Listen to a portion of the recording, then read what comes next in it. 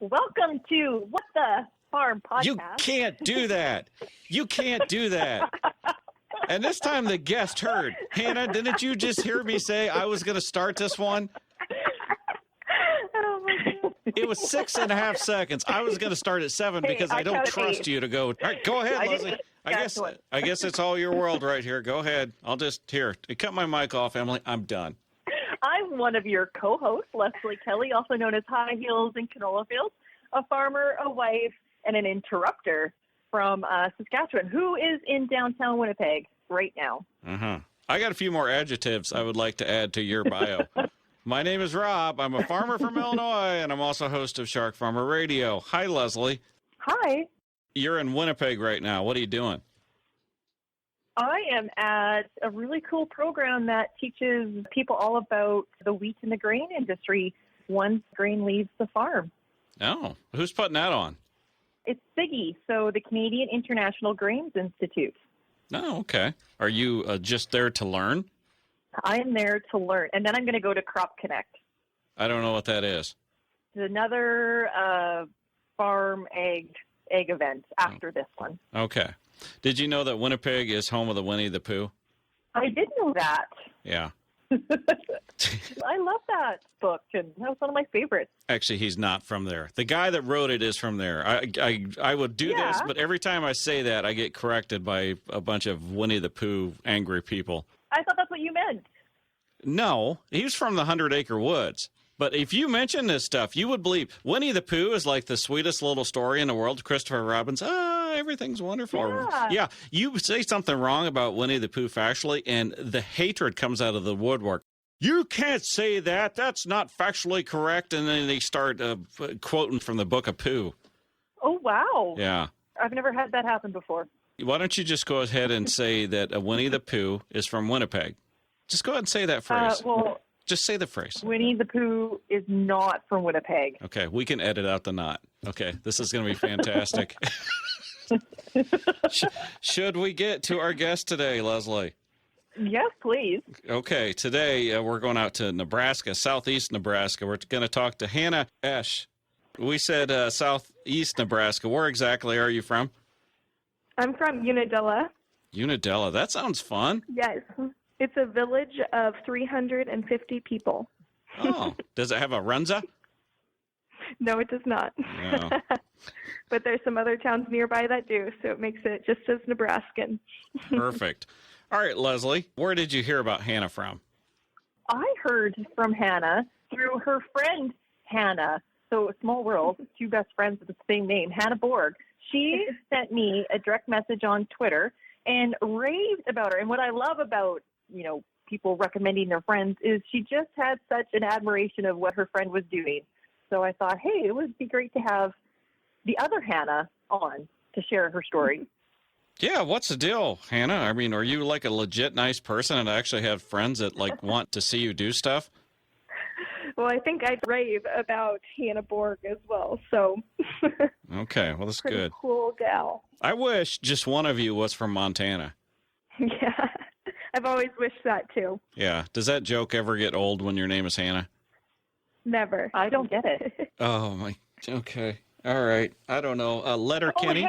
Letter Kenny something? I don't know. Yeah. Poutine? I get it now. I had to think that one through. Okay. All right, Hannah. You're a student, aren't you? Yes. I'm a senior at the University of Nebraska-Lincoln, and I'll graduate in May. Hey, go Big Red. Go Big Red. That's all I know. The Cornhuskers. What are you taking at university?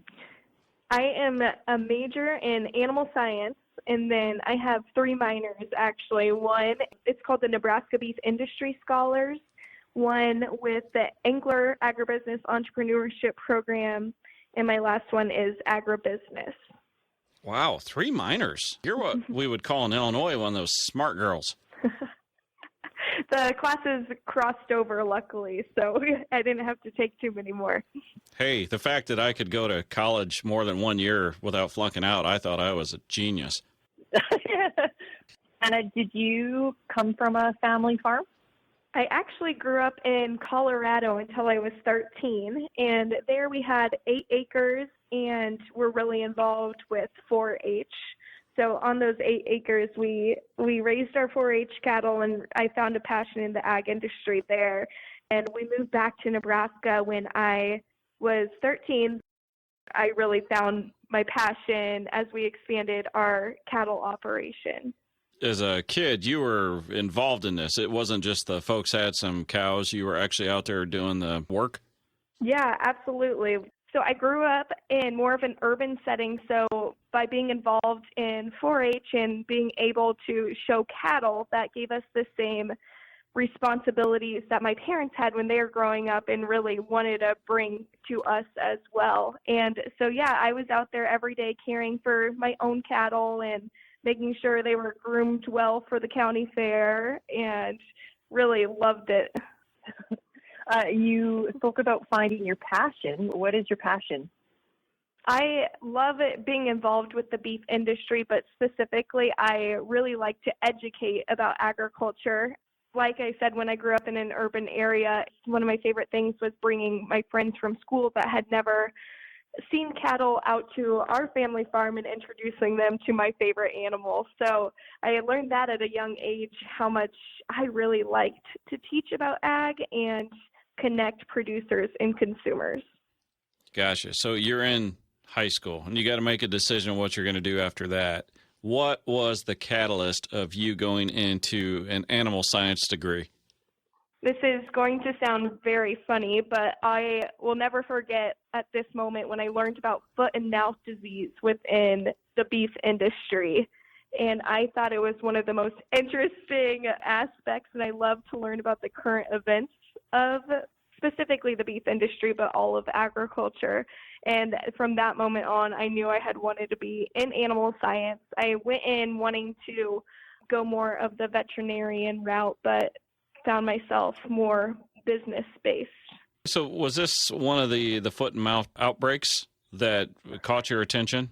So I first heard about foot and mouth disease when they were thinking about putting a research center in Manhattan, Kansas for this disease. And it was a current issue then because everybody in the Midwest was worried about this disease outbreak with the research center going there. And so that just brought it to my attention. And I don't know as much about foot and mouth disease now, and I kind of haven't studied it since then. But that was one of the main reasons I thought it would be so interesting to go into this field. Lesley, I remember that because they were going to put this out in Nebraska, and everybody's afraid that if they were going to get foot and mouth anywhere in the country, that when they shipped the animals there, it was going to spread it. So, like, if you got foot and mouth out in New York, you're going to ship the animal out to this lab in Nebraska, and that it was going to spread foot and mouth disease. I don't think that was the case. I don't think it spread like that, but I remember that. That was a huge deal. Yeah, it was. And I think it was going into Kansas specifically, but in the Midwest, everyone was really concerned about it. When was this? I don't remember. That's what I'm trying to remember, because I think it would have been before you were in high school, wasn't it? I remember it, I think, like sophomore year of high school, so that would have been 2014 or so. Oh, okay. Yeah, it was a Canadian outbreak. That's all we need to really know. Was it? No. I think that one was. I think they all were. I don't know. Hannah, have we had a foot and mouth in the U.S.? We may have had one a really long time ago, but it's been out of the U.S. for at least 50 years, yeah. I think. Yeah, that's what I'm thinking. Like in the 50s was the last time I was here. And the rest of the time, it's all been those Canadians. Some stuff starts to make sense. You know what I'm saying? I've actually had, like, the human form of foot and mouth disease, too. Have you? Yeah. When I was really little. Gotcha. So tell us about this Angler program that you're part of at school.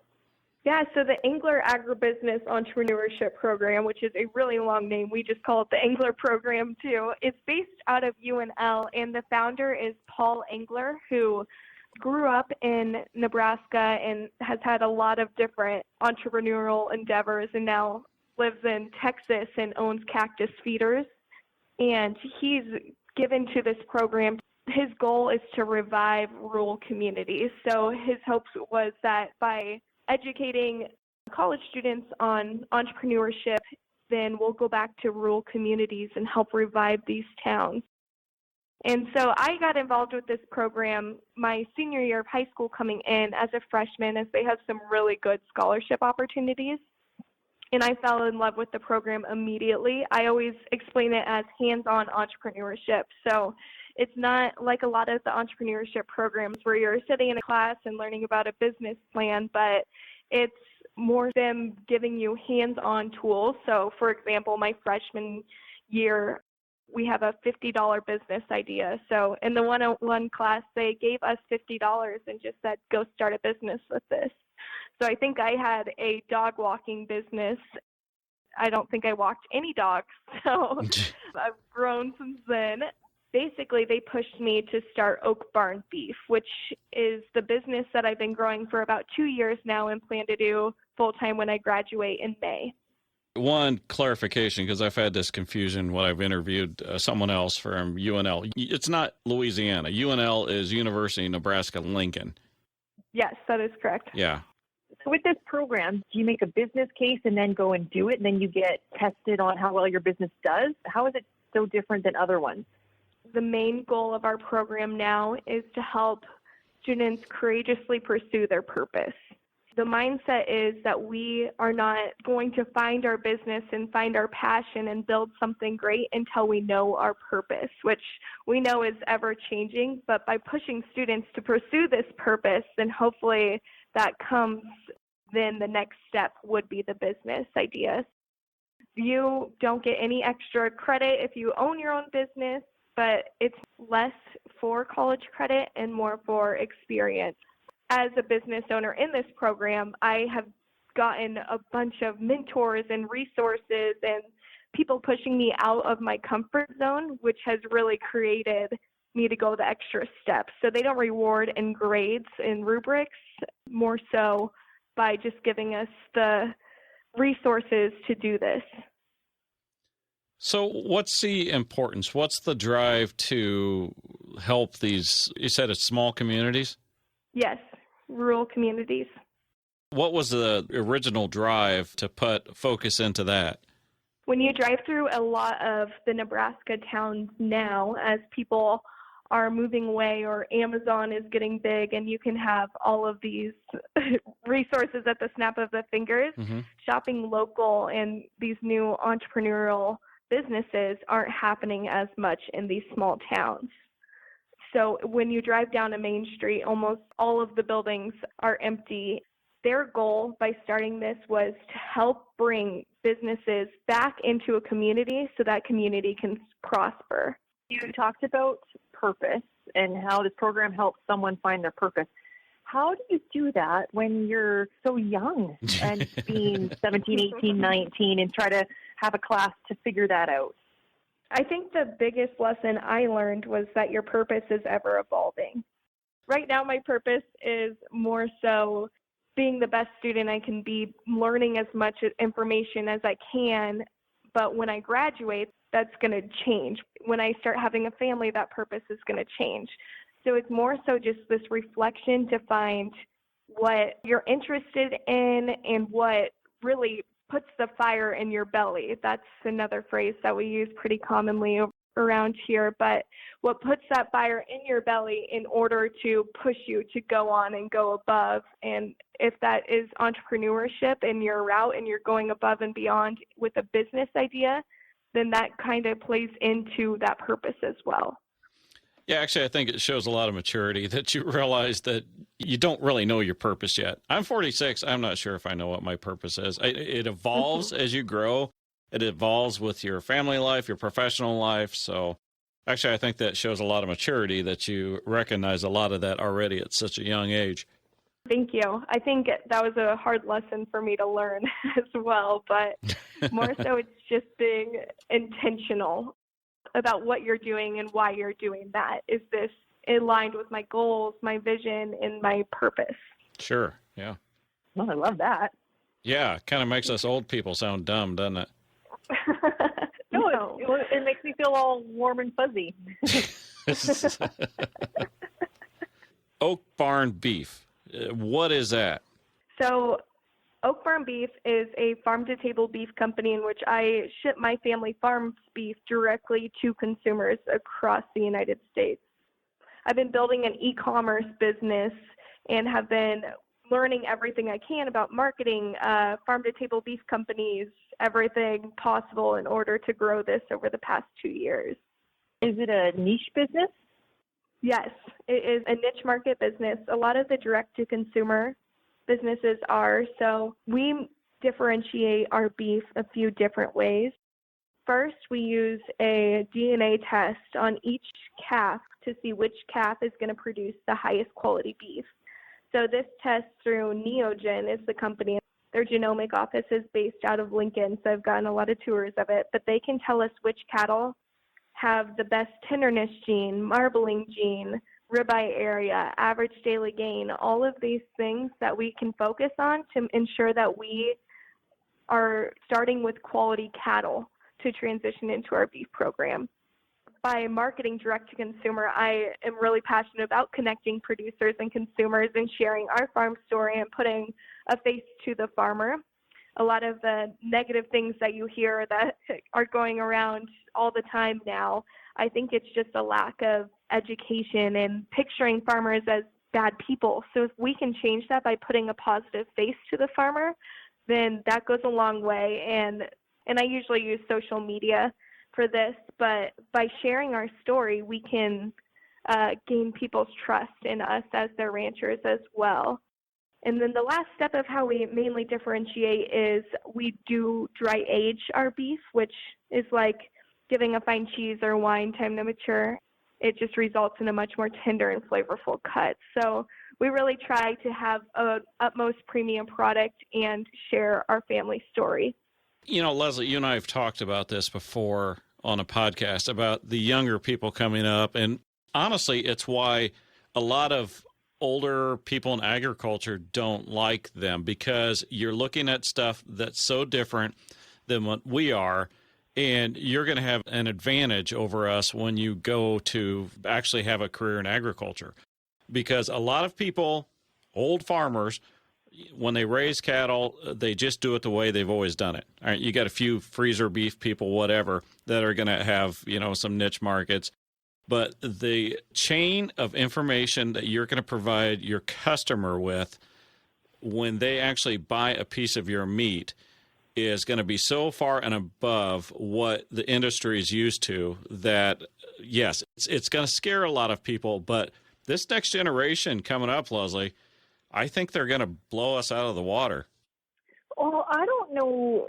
See, then you're pitting the two generations against each other. I actually think that the younger generation is just filling a different need to their age group. Lesley, we're doing a podcast, and controversy gets people to listen. So don't be all being nicey nice. We got to pit the old against the young. This is what we do. But I'm disagreeing with you, though. All right, go ahead. Make your case. Well, I just did.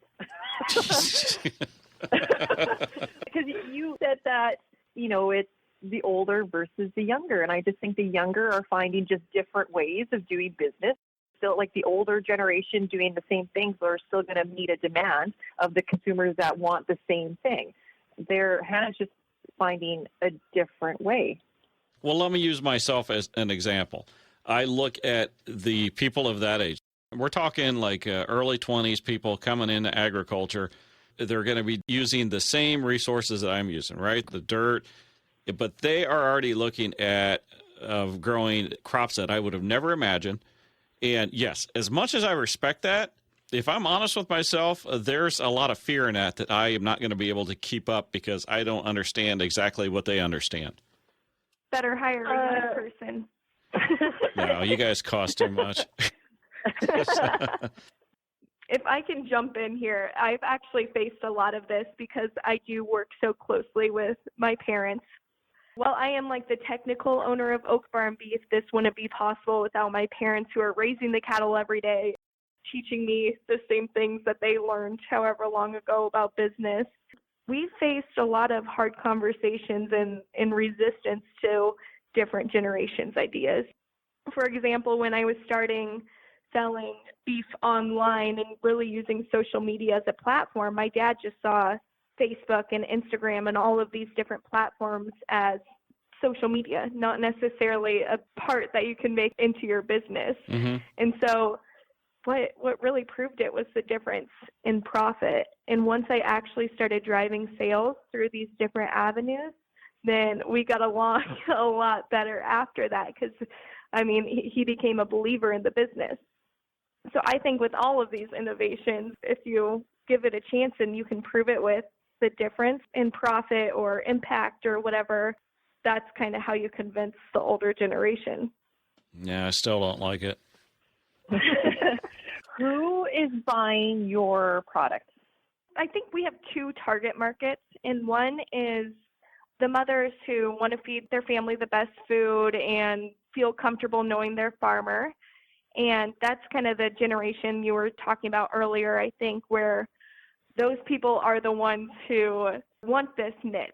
And our other target market is older men who just like dang good beef. And we're finding that out.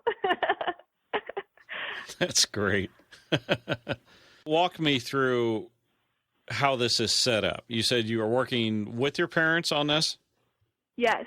So I'm technically the owner. Since I'm still a full-time student, there's no way I can be at the farm every day raising the cattle.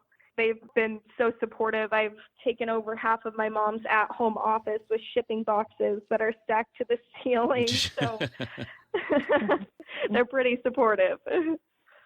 I'm curious about shipping because I've had, I think, HelloFresh be shipped to the door, and it's in a little, like it's in a cardboard box, and it has a little bit of like some frozen water at the bottom. So I'm curious how you ship your beef to ensure safety and quality and all that. That's a common question. So we use a cardboard box just like HelloFresh does, but we have a biodegradable insulator on the inside. So this basically takes place of a styrofoam cooler, which companies use. So if you've ever gotten meat from a company like Omaha Steaks or another food prep company, a lot of them do use the styrofoam coolers. But we chose to use the biodegradable option. And then we use dry ice in our boxes, which help keep it cool in transit. Oh my God. So when I open the box, does it like have that dry ice steam coming out? No, it does not. It's it's in a paper bag. And so, it does not have dry ice steam. That would be an Instagram story event, like opening the box. I'd love to see that. It would be very cool. You order from Quentin Keneally. He sent some steaks one time. He opened it up, and it looks like you're opening up like a lab experiment. So there you go. Oh, cool. Yeah. But now you can't because you have to order from Hannah. Yeah. True. You can order both. Yeah, then you can compare them, and we can make fun of Quentin. Ooh, yeah. Well, no, but. Oh, yeah. So is this going to be something you are going to continue after you're done with college? Yes. I plan to be full-time when I graduate in May. Full-time doing this, just the Oak Run beef as a career? Yes, that's right. That's awesome. Thank you. It was one of my biggest goals from college is to be able to do this. It's pretty cool to finally say that I've made up my mind and I'm going to do it full time when I graduate. What's been the hardest part of starting this business? The biggest logistical challenges have been shipping. A perishable product is always a huge challenge. The biggest other problem that I probably had is just convincing myself to try things. It's so easy to try to make everything perfect before you actually launch and actually publish the website and do these things, but you learn as you go. And that's been the biggest lesson too. You have to try things out, otherwise you're never going to do them. Okay. These are lessons I didn't learn until I was much, much older. What is wrong with you? Angler. Seriously, do you credit that program for pushing you to the attitude that you have now? I do, absolutely. They've taught me so much about failing. We have a saying here that's fail fast, fail cheap, fail forward.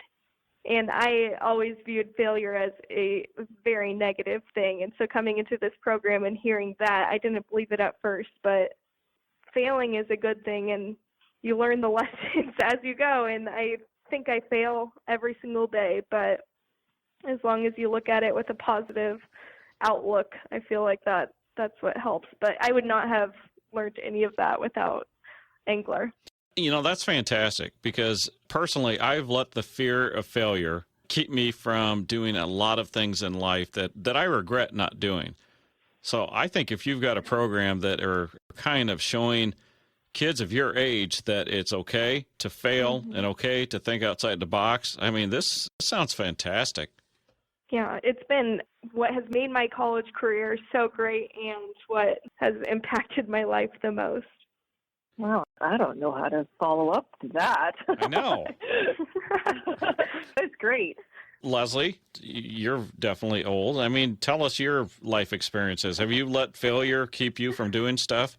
Well, to me, I don't see, it's not necessarily the fear of failure. It's the notion that failure is going to happen. It's just how you fail. I don't know if I'm describing it well. So I had a snack food company, and that, in some people's eyes, that could be deemed a failure because we no longer do it. But I see that not as a failure, but as a stepping stone into doing the things that I'm doing right now. But I got to give you full props, because to do an online food company is hard. And so to do it after university full time, that is amazing. Thank you. I feel like I should tell you guys about Hannah Borg too, now that we kind of started the conversation with her. She is another good example of what Angler has pushed people to do, because she had a dream of returning back to her family farm right when she graduated, but there wasn't enough for her to return to. And so by working with her family, they actually started a chicken barn there and now are contract growers for Costco. But even going from never being a chicken farmer before to that being your full-time job, it's crazy. Heck, I'd like to go through this program. Am I too old? I think they have resources for graduate students if you want another degree. Uh-huh. Hannah, so you're talking directly to customers who are buying from you. They're hearing your story. What are you hoping to gain out of that? Like, have you found that sharing your story, going direct to consumers, does it create more trust, and does it matter? Yeah, I think it does matter, because it impacts people and it changes their mindset that farmers are these huge factories. Actually, they're just people who are trying to feed their family, feed other people's family, and take care of animals. But by showing the things that we do that other farmers do too, I feel like that kind of helps the trust within the industry. But I also like to try to educate about normal practices that conventional farmers do. So not only what we do on our farm or what fits our operation, but some other educational aspects of that, which sometimes is really hard conversations to have, and something I fail at a lot is trying to explain some of those things. But I think it matters, and it's so important to do. It's impressive that, you come to that conclusion. It's impressive what you've learned. It's impressive what you're going to be doing. So many people graduate college and don't even have, a job lined up, let alone an entrepreneurial opportunity like that you've created for yourself.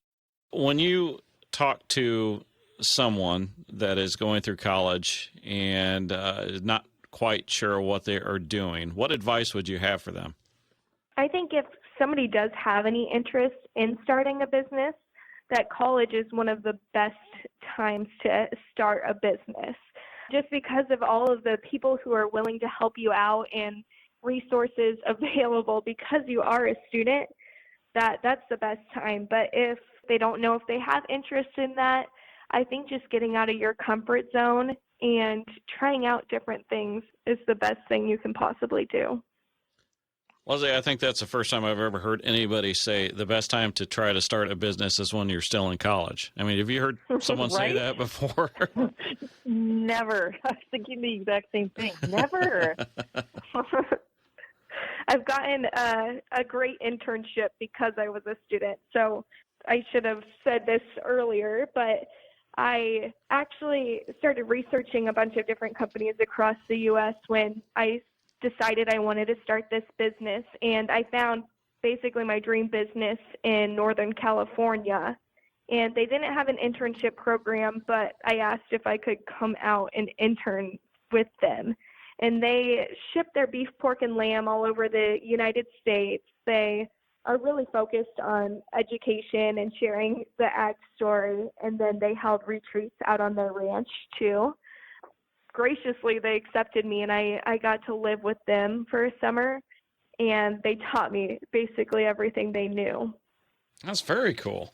Yeah, it gave me a huge step up when I returned back home and was ready to start my own. Mm-hmm. And I would have never had that opportunity if I wasn't a student. So that's why I think it's the best time.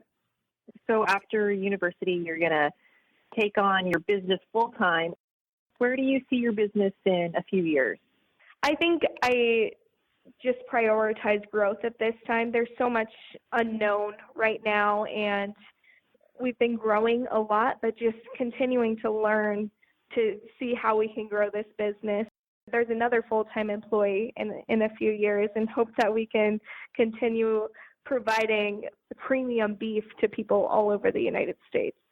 Can you ship to Canada? Here we go. No, we can't. Yes. Oh, gosh, darn it. Maybe one day. Maybe that'll be part of the growth. Well, Hannah Esch from Southeast Nebraska, I think what you're doing is very impressive. And I know if I were your parents, I'd be very proud of, what you're doing and the attitude you have towards it. So I think it's fantastic, this Angler program and everything you're doing. So congratulations. Thank you, and thank you guys so much for having me on the show to talk to you guys about it. And where can people find you on social media? So Facebook and Instagram, our usernames are Oak Barn Beef, all one word for Instagram, and spaces on Facebook. And we're also on Twitter, not as active, but... I'm sorry. Just every single guest ever has the same thing. Oh, we're on Twitter, but we don't usually use it. I'm glad I'm not the only one. I thought missing out on Act Twitter, I know, but can only do so much. Yeah.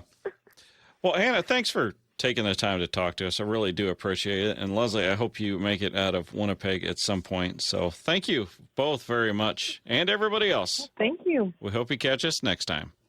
Bye.